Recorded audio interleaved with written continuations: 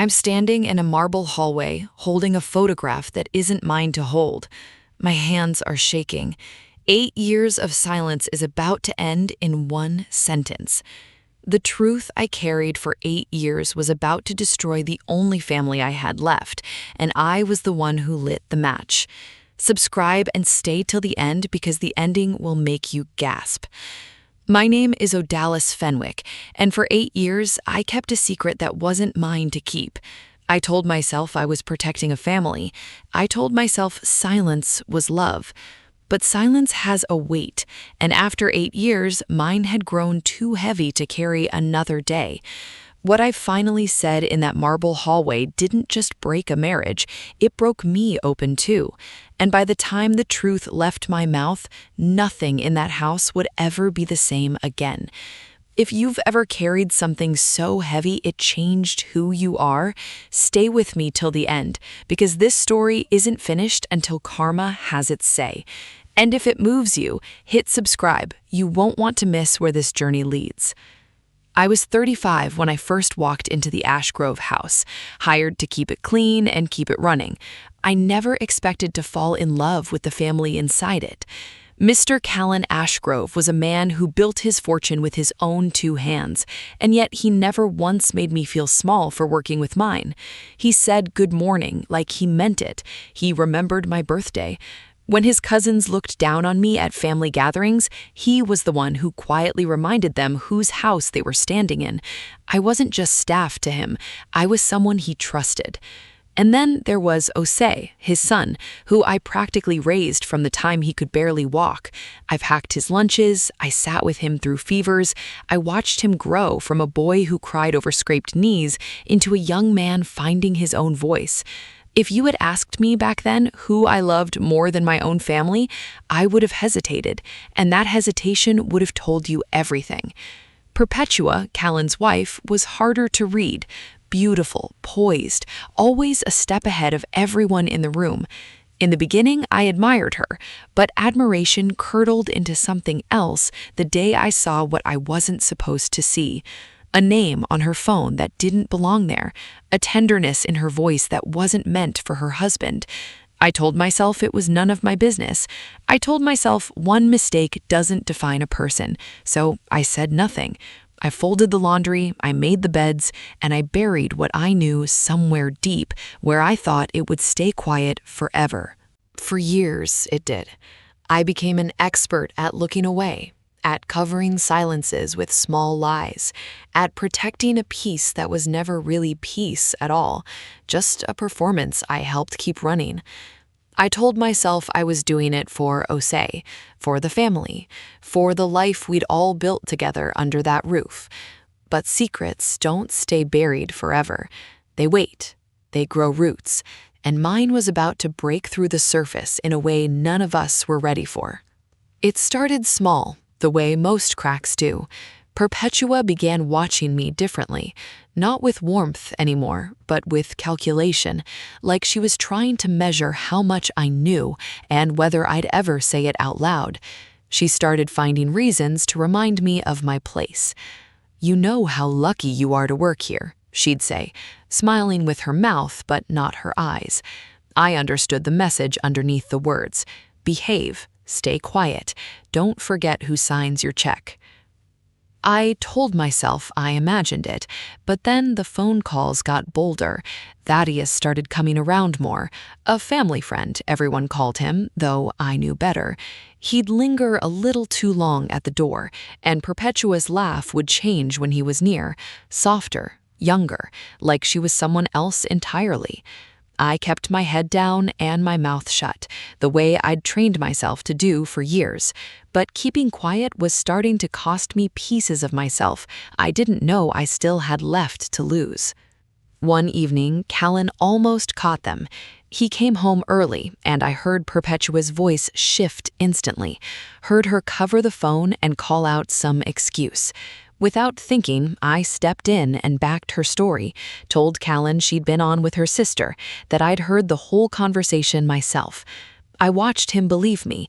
I watched trust settle back onto his face like nothing had happened, and I felt something in my chest twist so hard I had to excuse myself to the kitchen just to breathe.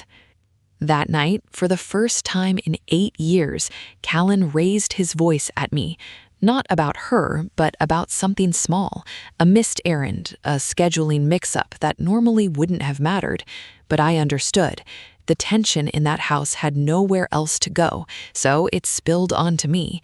I stood there and took it, because what else could I do? I was holding up a lie with my bare hands, and my grip was slipping. Then Perpetua did something I never saw coming. She told Callan she thought money had gone missing from her drawer and looked right at me while she said it. My stomach dropped. I understood exactly what she was doing. She wasn't just protecting her secret anymore. She was building a case against me so that if I ever spoke, no one would believe a word. That was the moment something shifted inside me. 8 years of loyalty, of covering, of small sacrifices no one saw, and this was what it earned me? Suspicion? Threats disguised as concern? I realized, standing in that kitchen with my hands still trembling, that my silence hadn't protected anyone. It had only bought Perpetua time, and now she was using that time to turn the family against me instead of facing what she'd done. Something had to break, and deep down, I already knew. It was going to be me who broke it. The accusation came 2 days later, sharper this time. Perpetua sat across from Callan at the dinner table and said it plainly. She believed I had been dishonest with them, that things had gone missing, that maybe it was time to consider whether I was still the right fit for their home. She didn't look at me once while she said it. She didn't have to. I already knew this was the opening move in a war she'd started to protect herself. Callan didn't answer right away. He just looked at me. And in his eyes, I saw something worse than anger. I saw doubt. 8 years of trust, and one sentence from her was enough to plant a seed of suspicion in him. That look broke something in me faster than any shouting ever could have. Later that night, Perpetua found me alone in the hallway. Her voice dropped low, almost pleasant, which somehow made it more frightening. "Whatever you think you know," she said, "keep it to yourself. Say one word and I promise you no one will believe you over me." I stood there, and for the first time in 8 years, I wasn't afraid of losing my job. I was afraid of what staying silent had already cost me. Everything I'd swallowed for 8 years rose up at once. The nights I'd lied to protect her, the birthday I'd missed with my own sister because Perpetua needed me to cover for her getaway, the voicemail I'd saved without even knowing why, back when some part of me sensed I might need it one day. I walked back into that dining room where Callan was sitting alone, staring at nothing, and I told him everything. My voice shook, but the words didn't stop. I gave him dates. I gave him what I'd seen, what I'd heard, what I'd carried alone for 8 years because I loved this family too much to watch it burn, and because I was afraid of exactly this moment. Callan's face changed with every sentence, disbelief sliding into something hollow and broken. Perpetua came rushing in, screaming that I was lying, that I was jealous, that I was trying to destroy her marriage. Then, before I could say another word, her hand came across my face so fast I didn't even see it coming. The sound of it echoed through that dining room louder than anything either of us had said. I stood there, cheek burning, and I didn't cry. I didn't apologize. I just looked at Callan, whose hands were shaking now, whose whole world had just cracked open in front of him, and I realized that after 8 years of silence, the truth had finally been spoken, and there was no taking it back. Callan didn't shout. That was what surprised me most. The man who had raised his voice at me over a missed errand just days earlier now sat in complete silence, staring at the woman he'd spent 17 years building a life with. When he finally spoke, his voice was quiet and even, and somehow that was more frightening than any scream could have been. He asked me to leave the room, and I did, my cheek still burning, my hands still shaking, but I heard enough through that door to know his silence wasn't defeat. It was the sound of a man calculating. By morning, he'd already called his lawyer. Perpetua tried everything to undo what had been done. Tears at breakfast, apologies that curved sideways into blame, reminders of their years together, their son, the life they'd built. She even turned on me in front of him again, insisting I was the real problem, that I'd manipulated the truth to turn him against her. But Callan looked at her with a steadiness I'd never seen in him before, and said the words that stayed with me long after that morning ended. The person who destroyed this family made that choice 8 years ago. She just never had the courage to admit it until now. Word moves fast in circles like theirs. Within weeks, Thaddeus's own family found out, and so did the friends and business partners who once respected him. Doors closed quietly, invitations stopped coming, and the reputation he'd spent years polishing began to crumble under the weight of what he'd been part of. Perpetua's world followed the same slow collapse, not with one dramatic explosion, but piece by piece, the way karma often works. The house went into the divorce settlement, her place in their social circle evaporated, the friends who once fawned over her at dinner parties suddenly had nothing to say to her at all. I braced myself to be let go too, collateral damage in the wreckage of a marriage I'd helped expose. But Callan surprised me again.